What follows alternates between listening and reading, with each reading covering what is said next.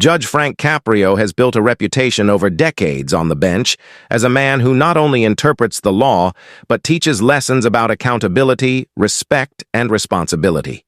His courtroom in Providence Municipal Court has seen thousands of traffic cases, most of them routine. Yet from time to time, moments occur that transcend the usual flow of minor infractions. One of the most striking incidents involved a furious defendant who, in a fit of anger, insulted the judge directly. What followed was not just a ruling on a ticket, but one of the most memorable examples of judicial authority combined with moral instruction that the court had ever witnessed. The story of Michael Romano, a middle-aged contractor whose arrogance brought him to the brink of contempt, illustrates why Judge Caprio is so revered and how his brand of justice resonates far beyond a single case. On that morning, Michael Romano appeared before the court on a standard charge. He had been cited for running a red light at the intersection of Atwells Avenue and Dean Street. The fine was modest, $85 plus court costs, and on its own the case would likely have been resolved quickly. Romano, however, insisted that the light was malfunctioning and requested a hearing. He came prepared with what he considered evidence, a grainy cell phone video that he claimed demonstrated the problem. Judge Caprio, with decades of experience, examined the video and noted immediately that it proved nothing. The timing of the lights at that intersection was well known, and the footage offered no clear support for Romano's claim. When the judge informed him of this, Romano's composure collapsed. What began as an ordinary traffic case transformed into an explosive confrontation. He snapped back at the judge, raising his voice above an acceptable level, insisting that the light was broken and accusing the court of trying to force him into paying an unfair fine. The clerk stopped her work. The bailiff grew alert, and the room fell into a tense silence as Romano's anger escalated. Instead of maintaining respect for the bench, he allowed his personal frustrations, his failing business, his recent divorce, his financial struggles, to pour out in the form of open hostility. Then he made the mistake that would change the course of his case entirely. He stood up without permission and shouted at Judge Caprio, calling him an old fool and accusing him of arrogance. In that instant, the entire room froze. Everyone knew they were witnessing something extraordinary, not because a man had insulted a judge — defendants lose their temper from time to time — but because of the way Judge Caprio would respond. Slowly, he removed his glasses and placed them on the desk. It was not a gesture of anger, but of deep disappointment. Looking directly at Romano, his voice low but firm, he told him that he had just made the biggest mistake of his day, perhaps his year. Romano, still intoxicated by his indignation, laughed bitterly and challenged the judge further, insisting that he could not be intimidated. That was when Judge Caprio made his move. Rather than engage in a shouting match, he calmly ordered the bailiff to escort Romano to holding. He informed him that his behavior amounted to contempt of court, a real and serious charge. The defendant, shocked, protested that he had done nothing illegal, but Caprio explained that disrespect in a courtroom carries its own penalties. He then began to write, adding to the original $85 fine. For contempt of court, he imposed $500. For disorderly conduct in the courtroom, $300. And on top of the financial consequences, he ordered 40 hours of community service with the Providence Parks Department, specifically cleaning the intersections where traffic violations like his could endanger lives. The impact of this decision was immediate. Romano's arrogance faltered, and he began to realize the seriousness of what had occurred. But the judge was not finished. He delivered a speech that has since been replayed countless times as an example of how authority can be used not just to punish, but to teach.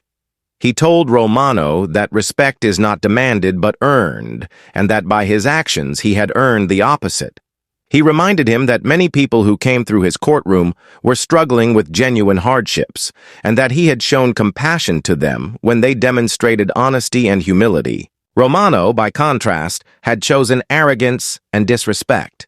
Caprio continued, explaining that actions have consequences, and that the insult Romano hurled at him said more about Romano's character than about the judge himself. He ordered him not only to pay fines and complete community service, but to attend 12 weeks of anger management classes. And in what may have been the most powerful requirement of all, he instructed Romano to write a letter of apology to his children, explaining why their father had been held in contempt of court. This condition struck directly at the core of Romano's identity as a parent. The realization that his children would have to read about his conduct hit harder than any financial penalty. By the time the hearing concluded, Romano was no longer the defiant man who had entered the courtroom. His bravado collapsed into shame and reflection. He whispered that he had not thought before speaking, and Caprio reminded him that this was precisely the problem. He had reacted without thinking, attacked instead of communicating, demanded instead of requesting. The judge then ordered him processed for contempt and told him he would have time to think about his actions. With that, Romano was escorted out, and the courtroom moved on to the next case. The immediate lesson was clear. Disrespect in the courtroom would not be tolerated. But the broader lesson was even more significant. Judge Caprio had used the moment not simply to punish a man, but to challenge him to change. The combination of fines, community service, anger management, and the letter of apology created a holistic form of accountability that targeted not just the behavior, but the underlying attitude. When Romano returned weeks later for a check-in, the transformation was visible. He had completed his first anger management sessions and begun community service. He submitted a letter to his children in which he explained his behavior and what he had learned from it. In the courtroom, he spoke openly about how the experience had changed him. He admitted that his business had been failing not because of external circumstances, but because he had treated customers the same way he had treated the judge, with arrogance and blame. His marriage had collapsed because he refused to take responsibility. Writing the letter forced him to confront the poor example he had set for his children.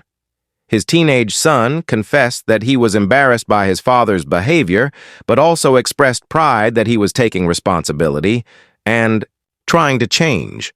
Romano described how community service altered his perspective. Every time he picked up trash or cleaned intersections, he thought about respect. Respect for the community, respect for the law, and respect for the people who lived there. His anger management sessions taught him that his rage stemmed not from others, but from his own sense of powerlessness, and that true power lies in choosing a thoughtful response instead of reacting impulsively. In court, he admitted that the requirement to reflect had done more to change him than jail time ever could have. Judge Caprio listened carefully, acknowledging that Romano's transformation was genuine.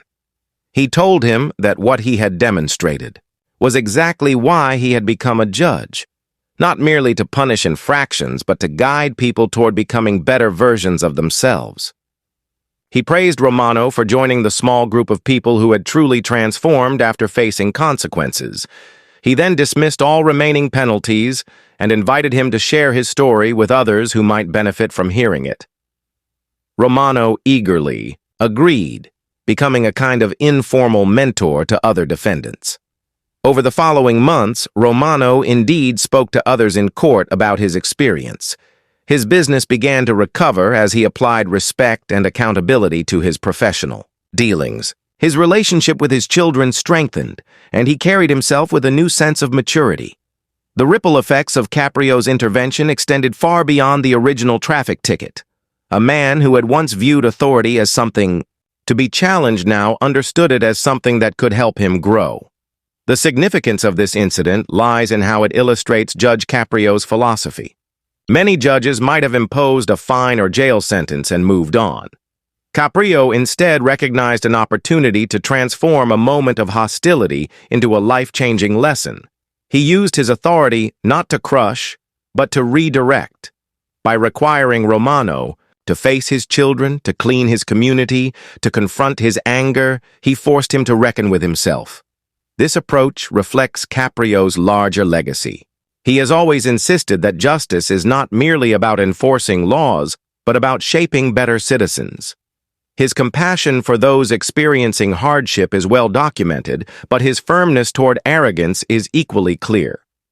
In Romano's case, he combined both, firm consequences with compassionate guidance, and the result was profound transformation. The story underscores several truths about human behavior. First, disrespect in moments of stress often reflects deeper struggles, but that does not excuse it. Second, authority, when exercised with wisdom, can expose those struggles and provide pathways for growth. Third, real accountability is not about punishment alone, but about facing oneself honestly.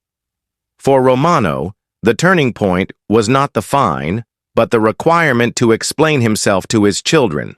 It reframed the issue from one of authority versus defendant to one of fatherhood, legacy, and example.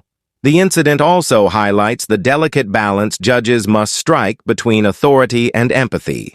If Caprio had responded with equal anger, the confrontation might have escalated without resolution.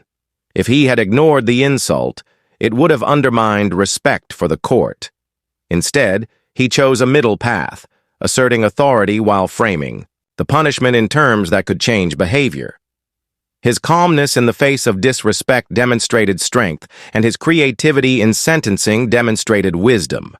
For the public, the story resonates because it goes beyond the mechanics of law. It is not about a traffic ticket, but about the universal themes of respect, humility, and the consequences of choices. Viewers and readers see in Romano's downfall a mirror of their own moments of arrogance or rashness, and in his redemption a reminder that change is always possible.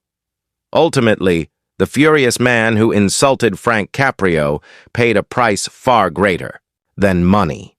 He paid with the realization that his behavior reflected not only on himself, but on his children and community.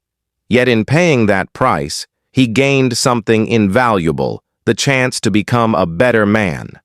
Judge Caprio's courtroom became the setting not just of judgment, but of transformation, showing once again that true justice is not about fines or jail time alone, but about guiding people toward accountability and growth.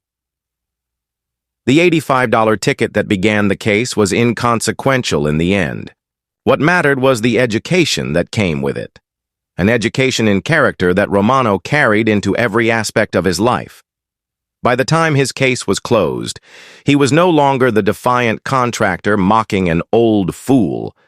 He was a man who had learned that respect is reciprocal, that authority can be a force for good, and that sometimes the harshest lessons are also the most liberating.